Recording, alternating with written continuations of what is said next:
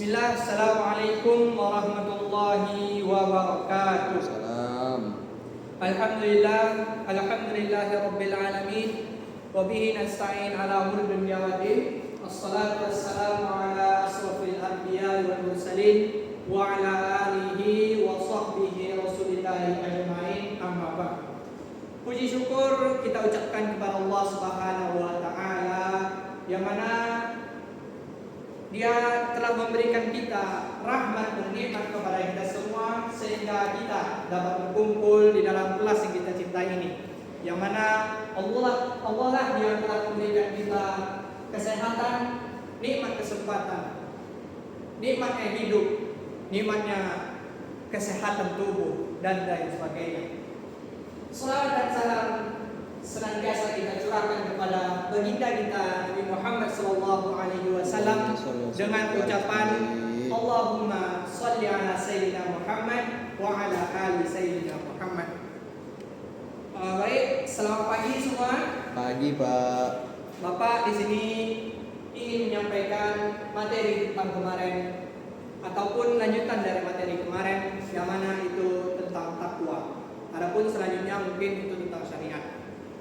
Yang mana takwa ini berasal dari kata waqa'ayat yang berarti memelihara, yaitu memelihara diri kita sendiri ataupun menjaga diri kita dari segala sesuatu yang diharamkan, kemudian melindungi, kemudian hati-hati dan dijauhkan dan takut dengan azab Allah Subhanahu wa taala.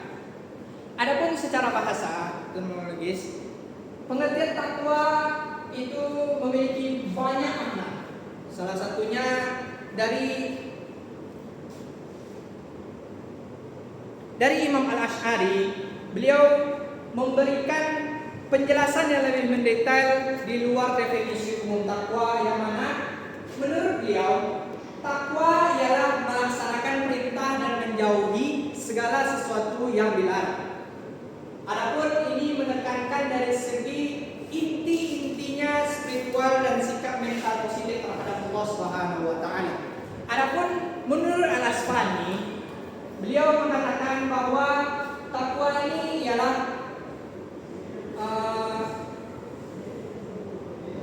takwa ini adalah memelihara diri dari dosa dan menjauhkan segala sesuatu yang diharamkan. Intinya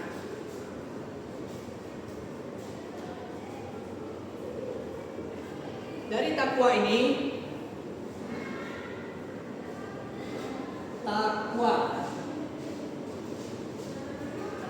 dari takwa ini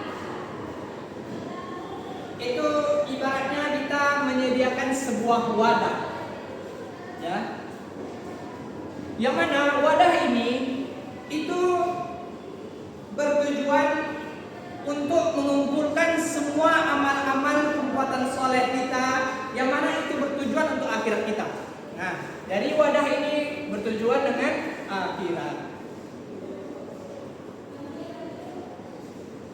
Nah, dari sini kita mengetahui tujuan dari akhirat ini. Adapun wadahnya, adapun caranya ya yang perbuatan amal, itu tergantung dengan syariat-syariat Islam. Dari sini itu menuju syariat yang akan kita jelaskan nanti. Nah, jadi adapun ibaratnya kita ini sedang berada di dalam sebuah kapal ataupun sebuah sampan, lagi pergi ke sebuah pulau, yang mana pulau tersebut kita mendengar berita di situ mempunyai sebuah kenikmatan dan kebebasan yang sangat indah pokoknya. Nah, jadi kita di sini itu sedang mendayung secara sekuat tenaga. Yang mana maksud dari sini, dari perahu tersebut, dari kita di dalam perahu dari sebuah kapal ini, yang mana ini kita sedang menjalani sebuah hidup kita, menjalani kehidupan kita, yang mana itu bertujuan untuk mencapai akhirat tadi. Nah, adapun takwa itu terdapat beberapa kata yang sering diidentikan dengan takwa, yang sering disebutlah di dalam Al-Quran. Itu salah satunya seperti al-khasyah,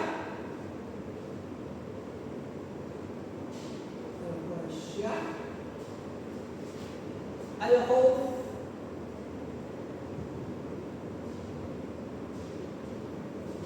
al-rahbah,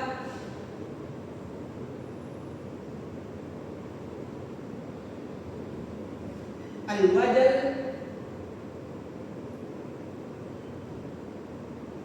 dan al-khawf. Nah, yang pertama di sini ada yang disebut dengan al-khasyah. Yang dimaksud al-khasyah ini adalah takut kepada siksa Allah, takut kepada siksa Allah, takut akan dijauhkan dari rahmat Allah, takut akan dijauhkan dari rahmat Allah.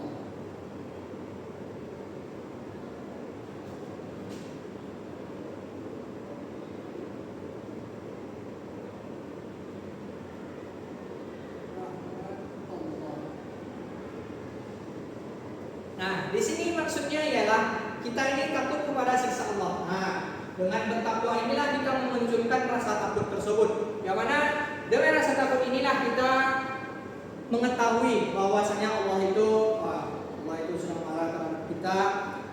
Tatkala kita berbuat salah itu merasa ketakutan dan lain sebagainya. Kemudian selanjutnya ada al-khauf. Yang dimaksud dengan al-khauf di sini adalah takut karena terjadi sesuatu yang tak disenangi. Takut akan terjadi, misalnya nih, kita berpikir ingin mengerjakan sesuatu kayak misalnya perbuatan yang salah gitu. Dengan perbuatan yang salah ini kita mikir sebelumnya, kenapa ya? Kok bisa ya mau aku berbuat di sini? Nah, di sini itulah yang disebut dengan ketakutan al-khauf. Takut akan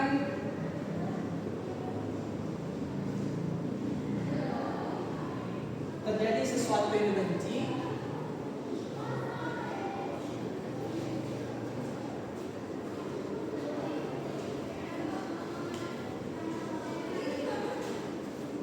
takut akan terjadi sesuatu yang dibenci. Kemudian selanjutnya ada al-rahbah. Yang dimaksud dengan al-rahbah di sini adalah itu Allah adalah satu-satunya tujuan makhluknya dan hanya kepadanya lah manusia boleh takut dan tidak ada ketakutan kepada selain Allah. Sebagaimana yang kita ketahui bahwa Rabb alam semesta ini adalah Allah Subhanahu wa taala. Hanya kepadanya lah kita boleh takut, tidak boleh kita takut kepada selain Allah. Yang mana itu menjadi ruang lingkup bagi kita semua, bagi pelajar, murid ataupun siswa-siswi sekalian. Itulah yang menjadi tujuan dari al-rahbah ini. Allah adalah satu-satunya. Satu-satunya. Nah, selanjutnya ada al-wajal. Yang dimaksud dengan al-wajal ini adalah Bapak dan teman-teman sekalian ataupun murid-murid sekalian itu orang-orang mukmin apabila mereka mengingat Allah ataupun terdengar nama Allah ataupun mereka ada orang yang disebutkan nama Allah maka bergetarlah hati mereka. Itulah yang dimaksud dengan al-wajal. Takut akan kebesaran Allah, takut akan kebesaran Allah dan takut akan keesaan Allah. Orang-orang mukmin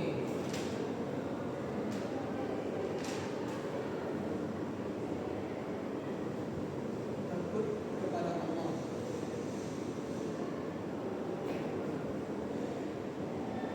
Nah, selanjutnya ada yang disebut dengan al-rub. Yang kelima ya, al-rub. Yang dimaksud dengan al-rub di sini secara khusus dalam konteks takwa ialah berkaitan dengan mencapai keridhaan Allah. Di mana al-rub ini bertujuan untuk mencapai keridhaan Allah.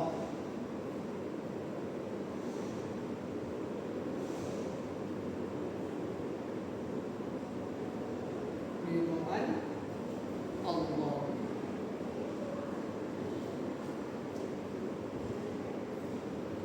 Nah, di sini kita coba diulangi lagi. Yang mana di sini yang pertama adalah al-khasyah, takut kepada siksa Allah, takut akan sesuatu dari rahmatnya. Seperti ya inilah yang disebut dengan al-khasyah. Kemudian selanjutnya ada al-khauf.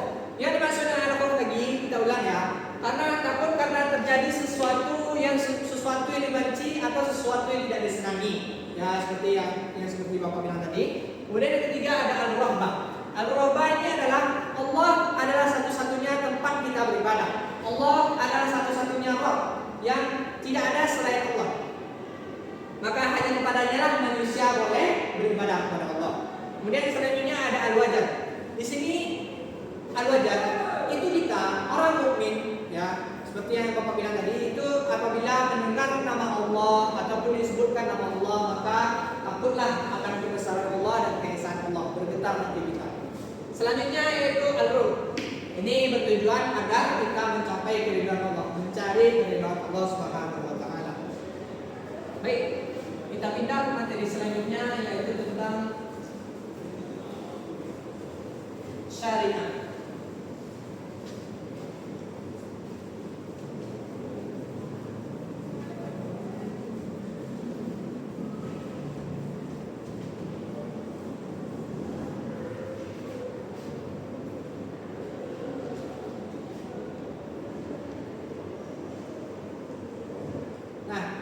Syariat di sini pengertiannya ialah hukum syariah adalah hakamayakul ahkam, yang berarti mencegah dan memutuskan. Adapun syariat itu menurut bahasa ialah hukum yang mengatur seluruh aspek kehidupan umat Islam, mulai dari akidah, ibadah kita, akidah kita, akhlak kita, sehingga hingga muamalah kita, hubungan dengan sesama muslimin, sesama kawan, itu harus dengan berbuat baik pada sesama kawan. Kemudian selanjutnya, adapun secara bahasa maksud dari syariat ini adalah jalan yang lurus. Nah, jalan yang lurus. Ibaratnya nih, syariat ini jalan yang lurus.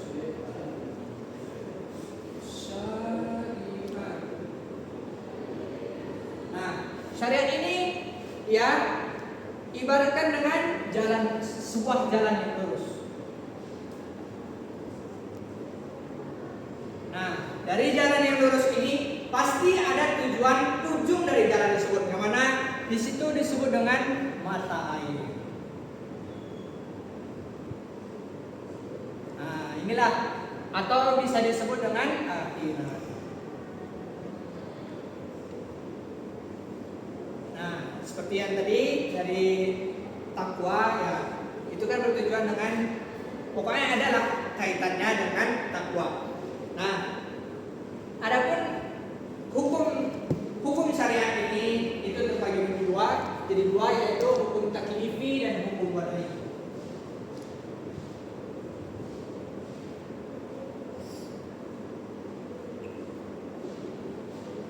Hukum wadai.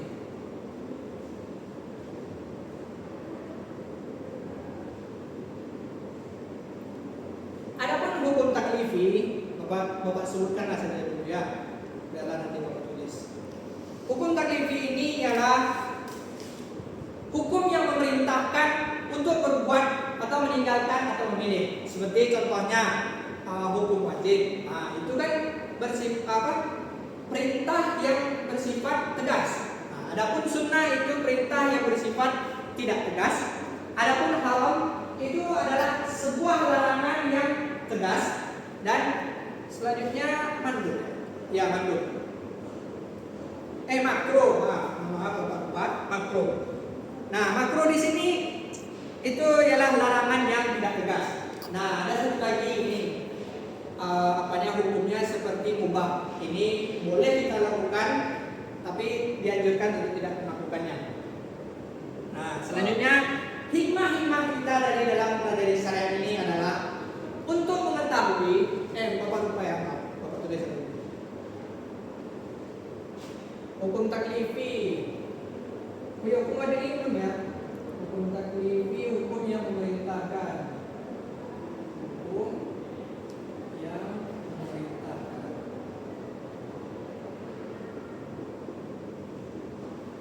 Memerintahkan untuk berbuat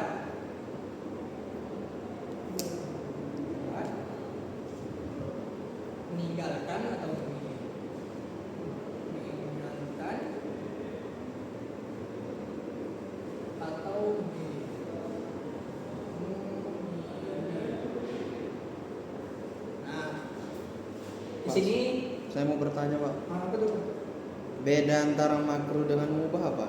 Makro, makro itu sesuatu yang dibenci ya, kayak misalnya itu rokok. Pokoknya sesuatu yang dibenci lah, tapi kan ya sebuah larangan makro itu kalau kita melakukannya ya tidak apa-apa, tapi kalau kita melakukannya itu ya tidak apa-apa, tapi dianjurkan untuk ditinggalkan. Kalau mubah itu ya boleh lah kita lakukannya, ya tidak ada lah dapat apa-apa ya. Berarti mubah netral, makruh. Ya netral. Makruh ditinggalkan berpahala, dikerjakan dapat Ya, dosa. mantap Pak. Oke. Mantap ya, nah Habibni dapat A+. Selanjutnya dari hukum wadai. Hukum wadai di sini ialah hukum yang menjadikan sesuatu sebagai sebab, syarat atau penghalang bagi yang lain. Nah, di sini hukum wadai ini ialah contohnya seperti sebab, syarat, penghalang, azimah, rukhsah, sah dan batal. Bapak tulis dulu ya. Karena apa kalian kan? Yang menjadikan hukum yang menjadikan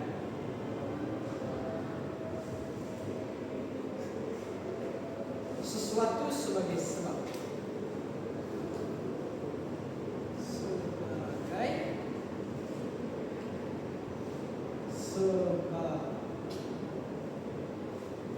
Sebab syarat atau penghalang. Nah, selanjutnya kita masuk ke dalam hikmah kita dalam bersyariat ini. Adapun hikmah yang ditetapkan syariat itu ada 4. Yang pertama yaitu untuk mengetahui Allah dan apa-apa saja yang berkenaan dengannya, seperti keberadaan Allah, keesaan Allah, kekuasaan Allah dan lain sebagainya. Kemudian hikmah selanjutnya itu untuk mengetahui cara beribadah kepada Allah Subhanahu wa taala. Karena dengan beribadah inilah salah satu cara untuk menunjukkan rasa syukur kita atas nikmat yang telah diberikan oleh Allah Subhanahu wa taala kepada kita semua. Nah, selanjutnya masuk ke syariat yang ketiga yaitu untuk mendorong manusia agar senantiasa melakukan amal ma'ruf dan nahi munkar. Bentar ya, apa ada dalilnya? Oke Pak. A'udzubillahi minasyaitonirrajim. Wal takum minkum ummatun yad'una ilal khair wa ya'muruna bil ma'ruf wa yanhauna 'anil munkar. Dan tolong menolonglah kalian dalam mengerjakan kebajikan dan takwa, dan janganlah tolong menolong dalam dosa dan permusuhan. Nah, yang dimaksud dengan ma'ruf di sini adalah kelakuan baik ya, perbuatan baik. Yang mana ini ya sangat menguntungkan bagi teman-teman kita atau bagi sesama kawan, sesama keluarga dan lain sebagainya. Adapun mungkar itu adalah sesuatu yang dilarang ataupun perilaku tercela, yang mana perilaku tersebut yang sangat tidak disenangi oleh keluarga ataupun sesama kawan lain sebagainya.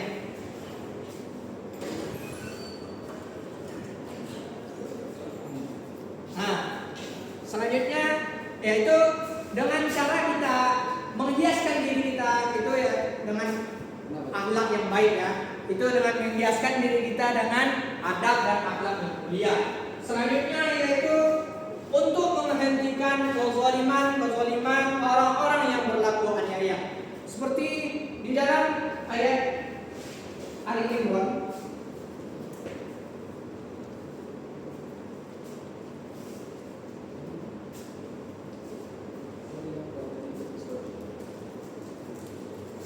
yang artinya wahai orang-orang beriman